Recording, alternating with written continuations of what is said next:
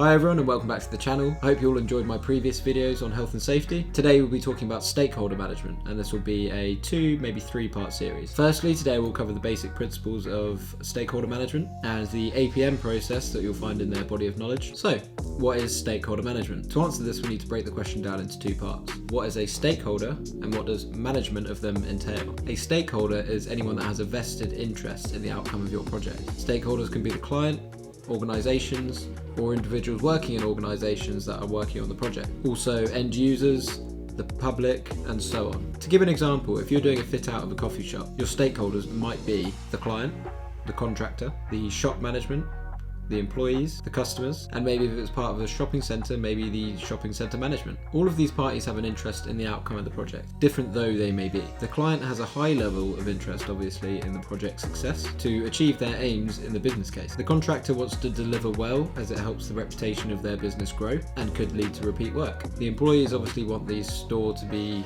easy to use, look good, and just generally be a good working environment. And the customers or end users just want a nice place to go and drink a coffee. The centre management will be interested in the outcome of the project, as a better coffee shop may increase footfall for their shopping centre. So, what is the management part? The management of stakeholders is a process where the project manager will identify the stakeholders. Then they will look to assess the power and interest they have in the project. Following this, the project manager will then develop a communication plan on how to influence these stakeholders. So why do they need to be managed? There may be stakeholders that don't want a project to happen. Depending on the amount of power they have, they could be a blocker to the progress of the whole project. Good stakeholder management will ensure that the best is done to have all stakeholders informed and on side with the project. Poor stakeholder management can lead to delays, which can in turn lead to extra costs. So let's look at the APM stakeholder management process. You start by identifying the stakeholders. Depending on your position, this can be starting from scratch, or if you're in a well-developed framework of projects or program, this may be a slightly easier process. This is because there may already be a mature understanding of who's involved and interested in the project. Some methods include company organisation charts, LinkedIn, workshops, reviewing the project team, and reviewing the requirements of the project, and reviewing the project team. The next step is to assess the stakeholders. Once you have your stakeholders, it's time to assess them. The most common way to do this, and the one prescribed by the APM body of knowledge, is a power versus interest grid, or PIG for short. This is a simple grid where you have power on the y-axis and interest on the x-axis. You then take your stakeholders and plot them on the grid, giving them a value of 0 to 10 in each of the criteria. Here's an example again. If you're refitting a coffee shop, you may have the following 3 stakeholders: store manager, centre manager, and client. The store manager, it will be reasonable to suggest, could be scored 5 on power and 10 on interest. This is because they'll be using the store every day and may be able to feed back their thoughts to the client to influence the design or the overall project. The centre manager or management group, it would be reasonable to suggest that we should score them 5 for power and 5 for interest. This is because they will have, depending on lease agreements, etc., an influence on how the work is done. They may also have an influence on the design slightly. And in terms of interest, I mean, as long as it suits their agreements and policies with the client, it should be a fairly moderate level of interest.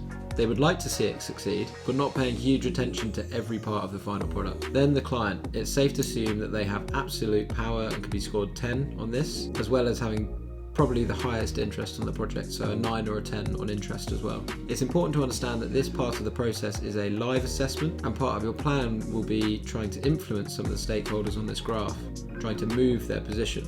So it requires going back and reassessing as time goes on. You may find that your assessments of some stakeholders aren't actually how it is in real life. So again, you just go back and change these, replan to get them to where you want them to be on that graph. So stage 3, this is where you develop the communication plan. As mentioned, the plan is to ensure that everyone with power and interest in the project is influenced to be on side if they need to be. These are some of the issues that you will encounter.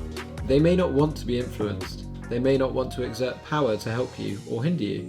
They may have a completely different attitude to what you expected, and being able to influence may use time, resource, and maybe cost. So the communication plan needs to take all of this into consideration. What are the best methods to approach these individuals? What will it cost? How much time is it going to take?